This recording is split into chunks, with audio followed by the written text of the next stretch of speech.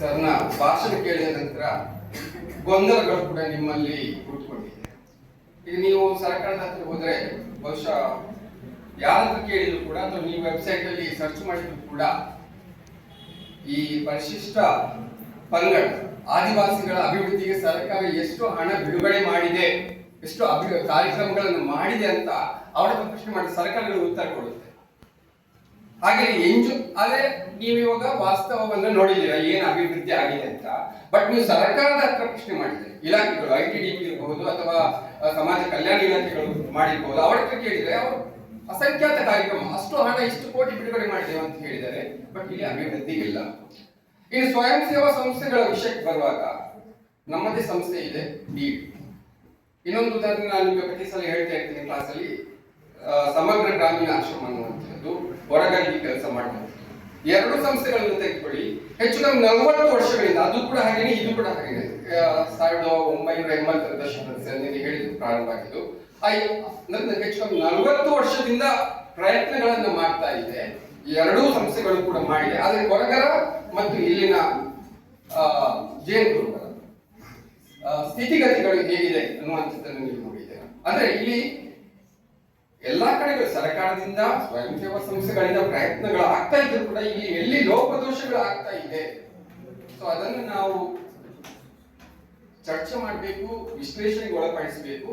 ಮತ್ತು ಎಲ್ಲಿ ಅಡೆತಡೆ ಇದೆ ಜೇನುಕೃಪರ ಅಥವಾ ಎಲ್ಲ ಪರಿಶಿಷ್ಟ ಪಂಗಡಗಳ ಅಭಿವೃದ್ಧಿಗೆ ಎಲ್ಲಿ ಅಡೆತಡೆಗಳಿದೆ ಅದನ್ನು ನಾವು ಪತ್ತೆ ಹಚ್ಚಬೇಕು. ಮತ್ತೆ ಅದಕ್ಕೆ ಈಗ ಮೇಡಮ್ ಪ್ರಶ್ನೆ ಕೇಳಿದ್ರು, ಅವರು ವಾಪಸ್ ಕಾಡಿಗೆ ಹೋದಾಗ ಅವ್ರು ಮತ್ತೆ ಅಲ್ಲಿ ಬದುಕಲಿಕ್ಕೆ ಸಾಧ್ಯ ಆಗುತ್ತೆ ಅಂತ. ಸೊ ಇದು ತುಂಬಾ ಸರ್ ಕೂಡ ಹೇಳಿದ್ರು. ಯಾಕಂದ್ರೆ ಅಲ್ಲಿ ಒಂದು 2 ಮಾಡೆಲ್, ಅದು ಬಿಗಿನಿಂಗ್ ಪ್ರಾರಂಭದಿಂದಲೂ ಕೂಡ ಗೊಂದಲ ಇತ್ತು.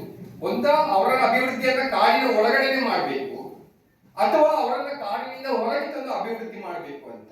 ಎರಡಕ್ಕೂ ಕೂಡ ಮಾಡಬೇಕಾದಂತಹ ಸ್ಟ್ರಾಟಜಿಗಳು, ಕಾರ್ಯಕ್ರಮಗಳು ಬೇರೆನೆ. ಒಂದೇ ಕಾರ್ಯಕ್ರಮದಲ್ಲಿ ಎರಡೂ ಕೂಡ ಮಾಡ್ಲಿಕ್ಕಾಗುವುದಿಲ್ಲ. ಬಟ್ ಆ ಗೊಂದಲ ಇವತ್ತಿಗೂ ಕೂಡ ಕಂಟಿನ್ಯೂ ಆಗಿದೆ. ಜೊತೆಗೆ ಆ ಗೊಂದಲವನ್ನ ಆ ನಿರ್ಧಾರವನ್ನ ತೆಗೆದುಕೊಳ್ಬೇಕು. ಕಾಡಿನ ಒಳಗಡೆ ಮಾಡ್ಬೇಕು ಅಥವಾ ಕಾಡಿನ ಹೊರಗಡೆ ಮಾಡ್ಬೇಕು ನಿರ್ಧಾರವನ್ನ ತೆಗೆದುಕೊಳ್ಬೇಕಾದವರು ಅದು ಯಾರು? ಪರಿಶಿಷ್ಟ ಪಂಗಡದ ಆದಿವಾಸಿಗಳು. ಆದ್ರೆ ಅವರ ನಿರ್ಧಾರಗಳನ್ನ ತೆಗೆದುಕೊಳ್ಳೋದು ಇವತ್ತು ಏನ್ ಮಾಡಿದೆ ಅಂದ್ರೆ ಸರ್ಕಾರ ಅವರಿಗೆ ಸರ್ಕಾರದೇ ಕಾರ್ಯಕ್ರಮಗಳನ್ನು ಮಾಡ್ತಾರೆ, ಇವತ್ತಿಗೂ ಮಾಡ್ತಾ ಇದೆ.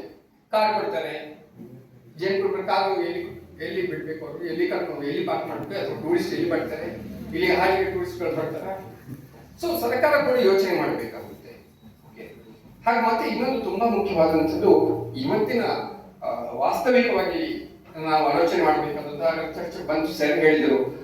ಕೆಲಸ ಸಿಗ್ಲಿಲ್ಲ ಅಂದ್ರೆ ನೀವು ಸರ್ಕಾರಿ ಕೆಲಸ ಸಿಗ್ಲಿಲ್ಲ ಅಂದ್ರೆ ನೀವು ವ್ಯವಸಾಯಕ್ಕೂ ರೆಡಿ ಆಗಿರ್ಬೇಕು ಅಂತ.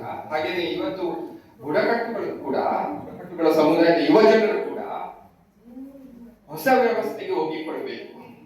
ಸೊ ನಾವು ಅಂದ್ರೆ ಇಲ್ಲ ನಾ ಕಾಡಲ್ಲಿ ಇಡ್ತೀನಿ ಅಂದ್ರೆ ಕಾಡಲ್ಲಿ ಏನ್ ಮಾಡುವಂಥದ್ದು ವಿಷಯ ಸರಿ ಹೇಳಿದ್ರು. ನಾವು ಬೇಟೆ ಆಡ್ತೇವೆ, ಯಾವ್ದನ್ನು ಬೇಟೆ ಆಡ್ತೀರಾ? ಬೇಟೆ ಆಡ್ಲಿಕ್ಕೂ ಅವಕಾಶ ಕೊಡಲಿಲ್ಲ. ಅಥವಾ ಕಾಡಲ್ಲಿ ಜೇನು ಸಂಗ್ರಹ, ಎಷ್ಟು ಏನ್ ಜೇನು ಉತ್ಪಾದನೆ ಆಗ್ತಾ ಇದೆ, ಇನ್ನು ಈಗಿನ ಕ್ಲೈಮೇಟ್ ಚೇಂಜ್ ಅಥವಾ ಗ್ಲೋಬಲ್ ವಾರ್ಮಿಂಗ್ ಇಂದ ಅಥವಾ ಏನು ತಾಪಮಾನ ಏರಿಕೆಯಿಂದ ಯಾವುದು ಆಗ್ತಿಲ್ಲ. ಸೊ ಅಲ್ಲಿ ಅವರು ಕೂಡ ಬದಲಾಗಬೇಕು. ಯಾರು? ಆದಿವಾಸಿಯ ಯುವ ಜನರು ಕೂಡ ಬದಲಾವಣೆ ಆಗಬೇಕು. ಅವರು ನಿರ್ಧಾರಗಳನ್ನು ತೆಗೆದುಕೊಳ್ಬೇಕು. ಅಂದ್ರೆ ಬದಲಾವಣೆ ಅಂದ್ರೆ ಮೊದಲು ಅವರು ಭಾಗವಹಿಸಬೇಕು, ಆದರೆ ಶಿಕ್ಷಣ ಇತ್ಯಾದಿ. ಸೊ ಹಾಗಾಗಿ ಈ ಗೊಂದಲಗಳಿದೆ. ಹಾಗಾಗಿ ನಾವು ಈ ಗೊಂದಲಗಳು ಎಲ್ಲಿ ಕಾರಣ ಏನು ಅದನ್ನ ಚರ್ಚೆ, ನೀವು ವಿಶ್ಲೇಷಣೆಗೆ ಒಳಪಡಿಸಬೇಕು.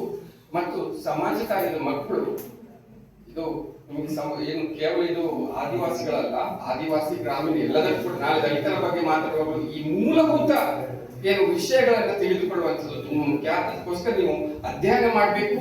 ಮತ್ತು ನೀವು ಈ ನಿಟ್ಟಿನಲ್ಲಿ ಪರಿಹಾರ, ನಾಳೆ ನೀವು ಒಂದು ಪ್ರೊಫೆಷನ್ ಹೋದಾಗ ಈ ರೀತಿ ಯೋಚನೆ ಮಾಡಿ. ನಾಳೆ ನೀವು ITDP ಆಫೀಸರ್ ಆಗ್ಬೋದು. ಆಕ್ಚುಲಿ ಒಬ್ರು ಮೇಡಮ್ ಇದ್ರು, ಉಮಾ ಅಂತ ಅವರು ITDP ಆಫೀಸರ್ ಆಗಿದ್ರು ದಕ್ಷಿಣ ಕನ್ನಡ ಉಡುಪಿಯಲ್ಲಿ.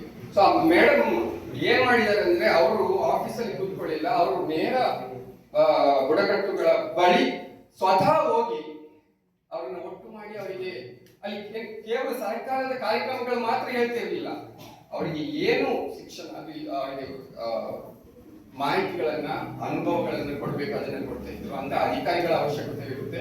ಸೊ ಈ ನಿಟ್ಟಿನಲ್ಲಿ ನಿಮ್ಮ ಪಾತ್ರ ಇದೆ. ಜನರಿಗೆ ಆದಿವಾಸಿಗಳಿಗೆ ಏನು ಆಗ್ಬೇಕು ಅವರಲ್ಲಿ ಅರಿವನ್ನು ಮೂಡಿಸುವಂತಹದನ್ನು ನಿಮ್ಮಿಂದ ಆಗ್ಬೇಕು ಅಂತ ಹೇಳ್ತಾ ನನ್ನ ಅಧ್ಯಕ್ಷೀಯ ಮಾತುಗಳನ್ನು ಮುಗಿಸ್ತೇನೆ.